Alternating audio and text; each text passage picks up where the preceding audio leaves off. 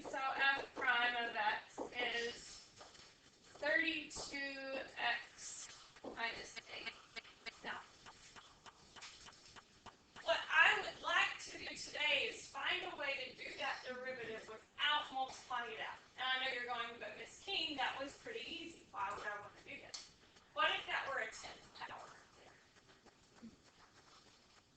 I don't want to do that, right? That would be miserable. So I want a new rule. So as you can imagine, we're learning another new rule today. Today is the last big new rule. So we've got the power rule, we've got the quotients and product rules. Today we're learning the last rule, and that's how to deal with a function inside a function, or a composition of two functions. So that's what we're going to learn how to deal with today, which is kind of what's going on up there. So that's our goal for today, is to figure out how to deal with a composition function. The one that's really easy to see is sine of 2x. So I wanted you to graph sine of 2x in your calculator just for fun. You probably know what that looks like. It's just a sine function with a period change. You know, remember that from trig. The period, instead of being 2 pi, it's pi because the 2 in front of the x. It's got that horizontal shrink if you want to think about it that way. And I asked you to make a guess. And I want to know honestly what you guessed before you did the calculator number part C. What is a good guess for the derivative of sine of 2x? Cosine of 2x. That's our best guess, right? We know that the derivative of sine of x is cosine of x. So maybe the derivative of sine of 2x is cosine of 2x. So I agree that's a great guess. We know it probably has something to do with cosine, right? Maybe that's it. And then I asked you to go to your calculator in y2. You already have sine of 2x graphed in y1, right? And in y2, I asked you to add, well, you could have done it in any window. In y1, if you deleted, that's fine. I asked you to go to alpha window and graph the derivative of sine of 2x by typing in this right here in y equals. So if you haven't done that yet, go to y equals alpha window, which is your numerical derivative button. You just learned a little trick about your calculator. Your calculator will find a numerical derivative. It will find a derivative at a specific point. Now, it won't give you an equation. There are calculators that do that, but this one does not. But it will help you graph the derivative anyway. So, if you type x equals x here, it'll graph the derivative. Now, on your home screen, like if you type x equals 5, it'll give you the derivative of that at 5. So that's what your calculator is capable of doing. When you do that, does it look like cosine of 2x? It's close. What's different about that and cosine of 2x? The amplitude. It's got a vertical stretch too. So the actual derivative seems to be this.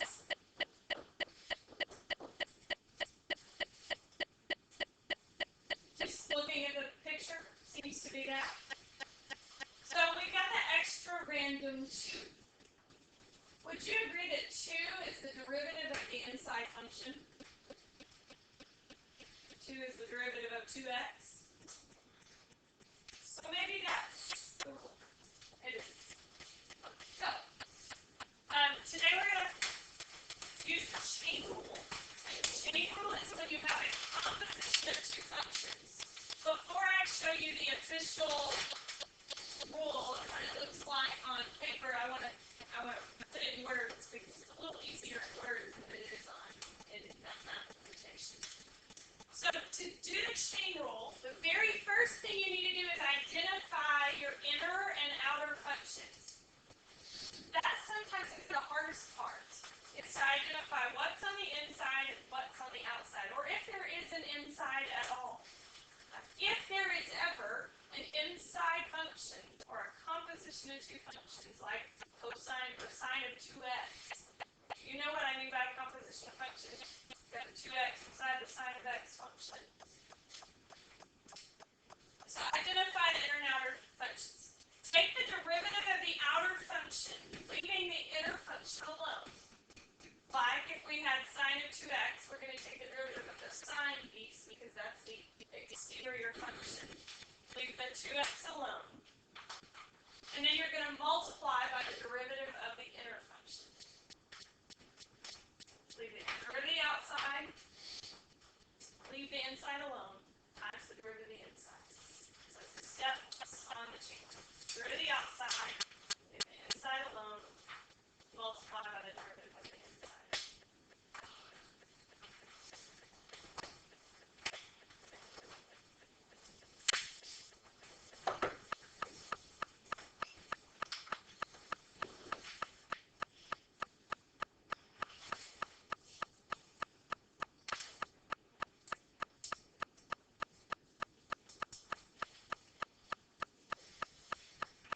This is our last big rule. We are almost finished with derivative rules. We still have to learn y on natural log and e to the x, but that's about what we've got left to learn on how to do derivatives. We have a lot to do with why in the world we want to do derivatives, but as far as computation goes, we're close to being there.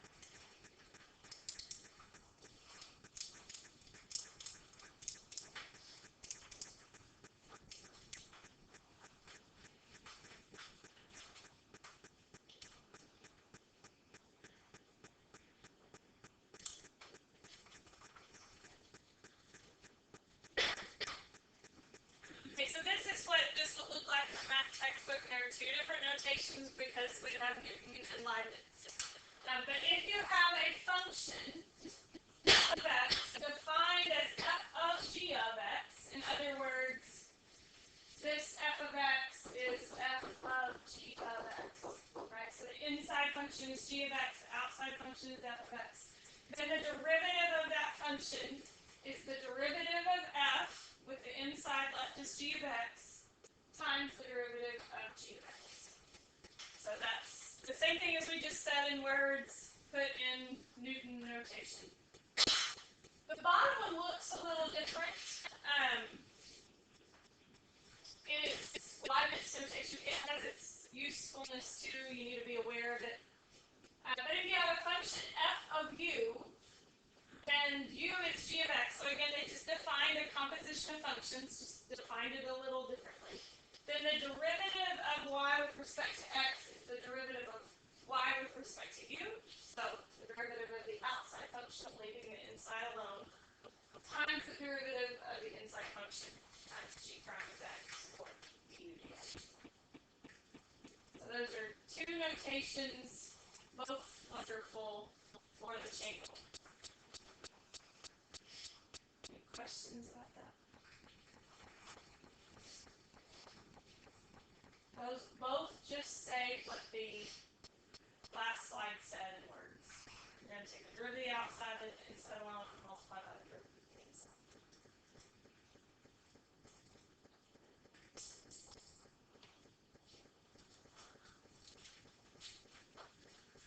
Okay. So we're going to identify the inner and outer functions, then find the derivative. The first one, I put it up here because we've already done it by thinking about it, but I'm going to show you in practice how it works algebraically. So the first thing I'm going to do is identify my inner and outer functions. They didn't put parentheses there, but there's kind of an understood parentheses there, right? What's the inner function? And what's the outer function? So the first thing I'm going to do is find the derivative of the outside function. So what's the derivative of sine? Cosine. I'm going to leave the inside alone. I'm not going to touch the inside right there. And then I'm going to multiply by the derivative of the inside, which is 2. So that's how you do the chain. And we get what we thought we should based on that graph.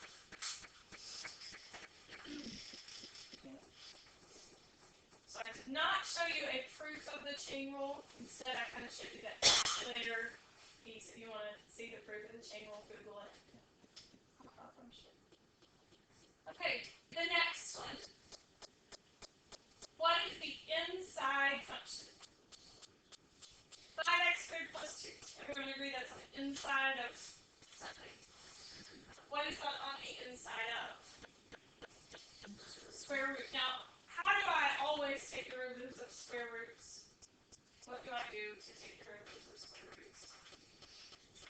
Change it to exponents. So I'm actually going to rewrite this just like I would if it didn't have 5x squared plus 2 in it. As 5x squared plus 2 to the 1/2 power. My outside function is the 1/2 power. My inside function is the 5x squared plus 2.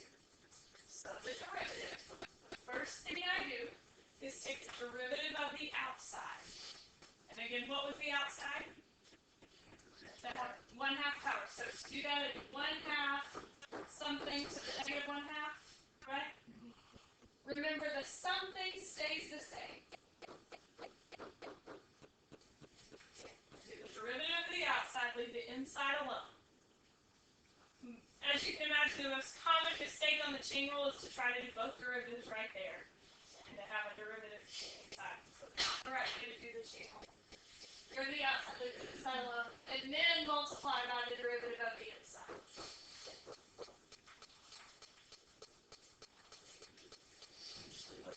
You can, but if this were multiple choice just for fun, you can imagine they would put this on the bottom, and the 10 and the 2, they would reduce that to be 5.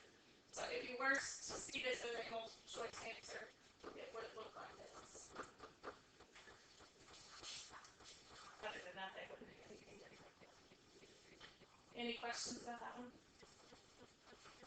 This next problem is probably the most commonly missed chain rule problem that exists. Cosine squared. Our math laziness notation hits us like this one. Why do we use the notation cosine squared of x? I want to know why we use that notation. It means cosine times cosine. Really, agreed means cosine of x parentheses squared. And math people are really lazy and don't like writing that extra set of parentheses. It's sad. But it gets us because on this top one, isn't it really hard to see what's the inner and the outer functions? But on the correct notation, not the lazy, is it easy to see what's the outer and inner? So anytime you see a trig function squared and you have to do a derivative of it, rewrite it in parentheses. It's not hard if you do that, but if not, it can really trick you on what's inside and what's outside. So, how do you do the derivative?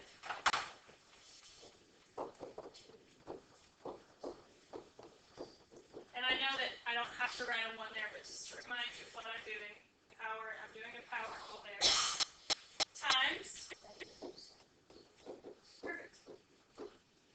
So negative 2 sine of x cosine of x.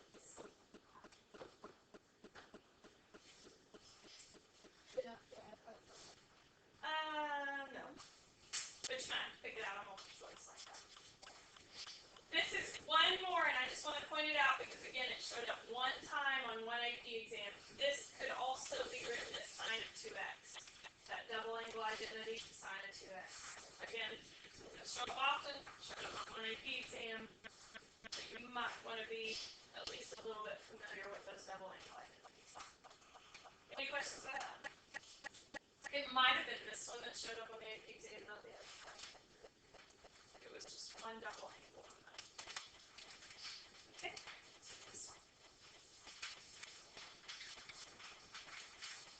The chain rule in and of itself is not too terrible, y'all agree? What gets tricky, if you notice this slide, we're going to start combining chain rules and product rules and quotient rules, and they all kind of come together, and we may have to use more than one at a time, and so that's where this one can get tricky. The first one's not bad. We do need to do a rewrite.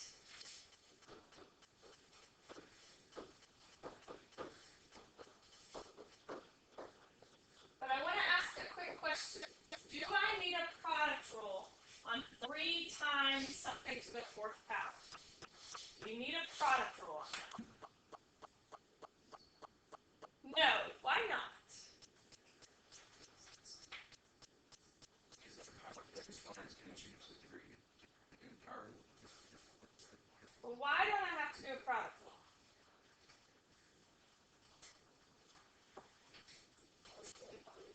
on the 3 times, right?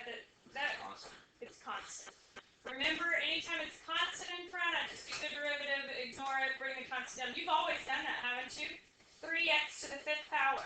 You just do 5x to the 4th and then multiply by the 3. And you said it's 15x to the 4th, right? So, there used to be a key back there.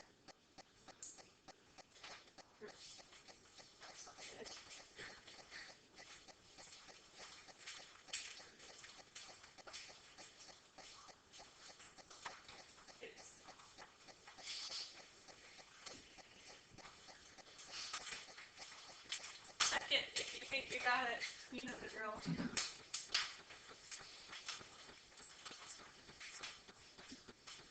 Any questions so far? So I don't need a product rule, it's just a chain rule. What's the outside function? The 3 times the 1/4 power, right? So I'm going to do the derivative of the outside function, which is 3/4 to the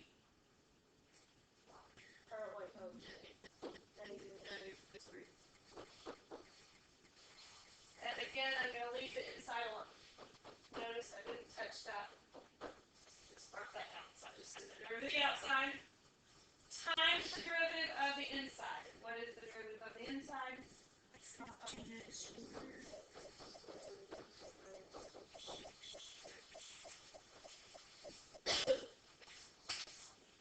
The only simplification you would probably see done on that is the negative 3/4 power put at the bottom. Maybe the 3 multiplied by the 15 and the 6. Not a lot. Any questions so far? Okay, let's look at the next one. If I were to read that to you, wouldn't it say x cubed times the square root of 3x minus 2? Do I need a product rule on this one? Absolutely need a product rule on this one. Because there are 2 functions that aren't constant functions multiplied together. So I do have to do a product rule. I am still going to rewrite before I start. I know when I deal with the 1/2 power, it's nicer to 1/2 power. So I have a left-hand function and a right-hand function. What do you notice about the right-hand function? It has an inside, right? So when I do the product rule, when I do d right, I'm going to have a chain rule. So this is both a product and a chain rule. A lot of people will ask, what do you do first? Well, it depends on how the problem's written. In this problem, there's a product, and the right-hand piece is the chain rule. So just when I do d right, it happens that I will have a chain rule. So let's try it. This is the first one that we've got more than one thing going on. So I'm going to do a product rule. Left, which is times d right. What is d right? So ignore this for a minute. How would I do that derivative?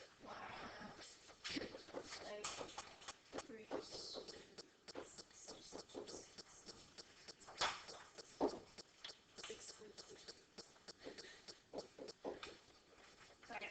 So I did the derivative outside, left the inside alone, and then what do I multiply it by? Before that? 3. Why 3? Okay. When I do the derivative of the right, that's how I do it, because it has an inside and an outside function. So pause on that before I do the other side. So I have left times the derivative of the right.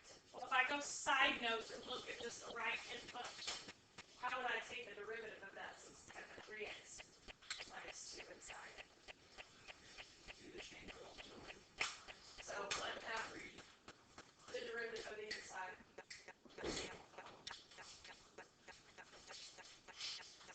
And then I have right b left. Right b left is much easier. You agree? So right is just the 3x minus 2 to the 1/2 power. B left is 3x You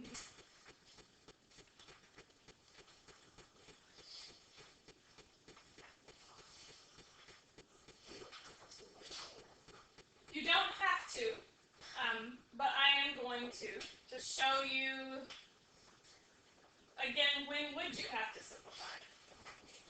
Choice. And you've seen those, I put some on the last one. You do have to simplify to match multiple choice sometimes. This one, if you were to simplify it, you have a 3x cubed over 2 square root of 3x minus 2 plus 3x squared square root of 3x minus 2.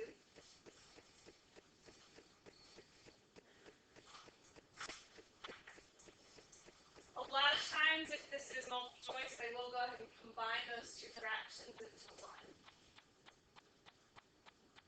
How did the 2 for the this one, that 1/2.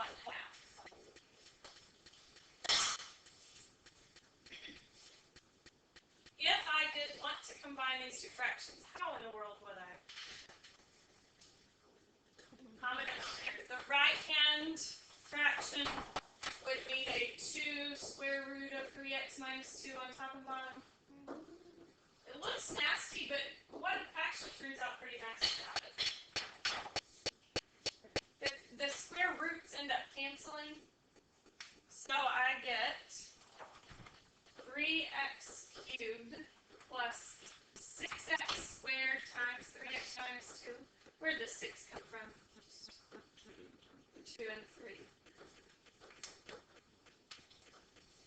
And then, of course, the last step there would be to multiply that out and combine any like terms. 18x cubed and then 3x cubed. That would be 21x cubed minus 12x squared. And they might even, no, it's 21. So they might take 2 out. So that's the very overtly simplified version of this answer. Again, you don't have to get there unless multiple choice would have you do that. Okay, on the next one. I encourage you to think outside the box. Remember, if you can simplify it using algebra, your life is easy. If I look at it as it sits, it is a chain rule, but when I do the derivative of the inside, what would I have to do? Quotient. So as it sits, chain rule, quotient rule, I'm going to work like that. I'll show you how to do that. If it were me, I would not do a chain and quotient rule. Any other very thoughtful ideas? Take the bottom and put to the power of -1. Okay, good. Or maybe shortcut this. I'm going to do this 2 ways. A long way, clever way. Isn't that x plus 2 to the -2 power?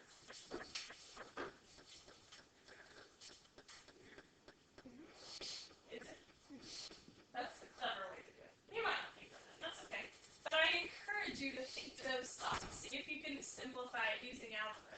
If not, it's okay. We'll do a quotient rule, and I'll show you what ways.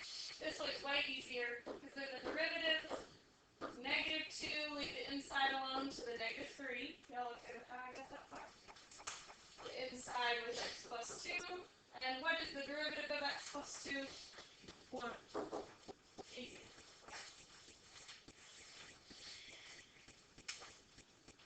That's the clever way to do it. The long way is to just do a chain rule as it sits. Okay. 1/x plus 2 to the first power times the derivative of the inside. And again, as it sits, the derivative of that inside would be low d high minus high d low over low squared.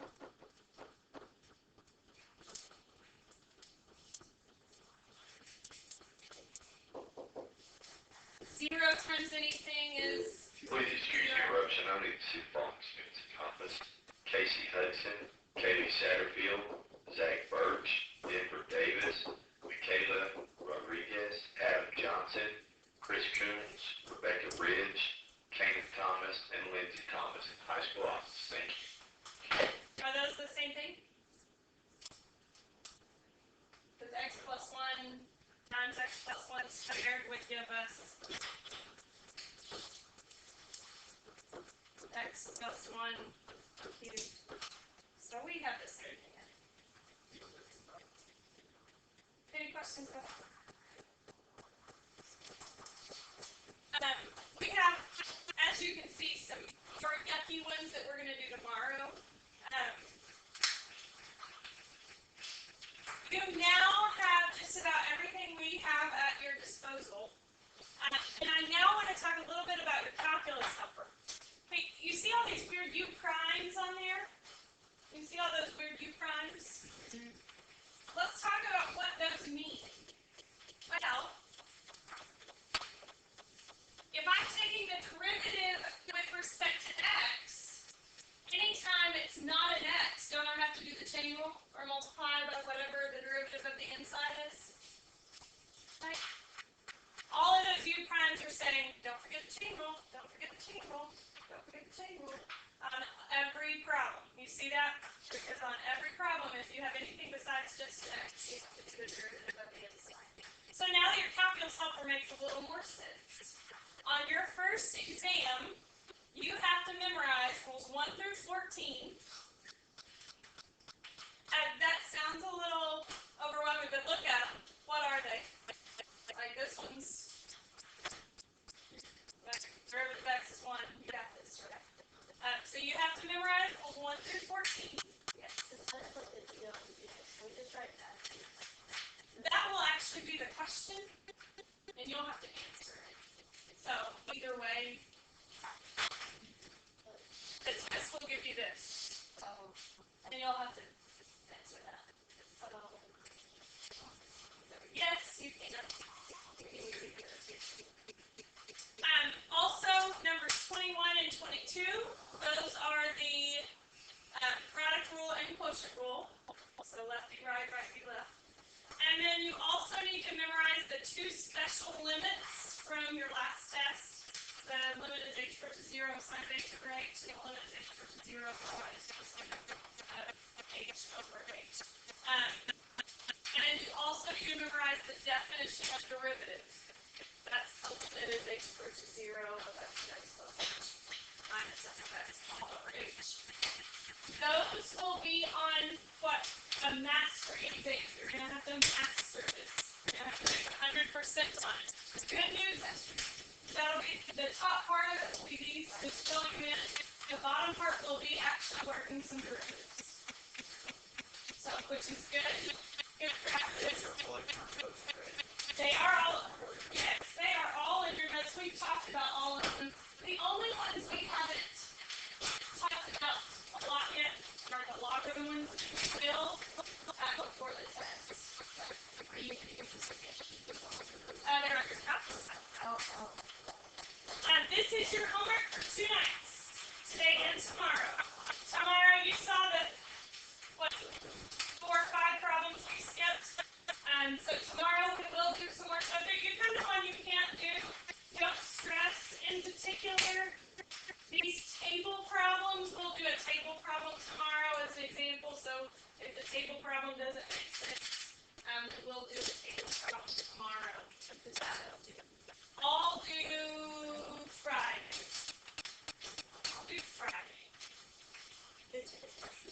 You can. I would do the sprint page. I would work it tonight. The sprint page, you work that tonight, you'll be good. You won't be able to tell homework next night. It's 13 problems. Try to work that. I didn't do one like it, but what do you do if it says at x equals 0? When you're done, plug in 0. After you find the derivative, plug in 0. That's all you have to do. Extra on those is just plug in. Then right again. Any questions? We're going to spend a little bit of time on the table. I think the table is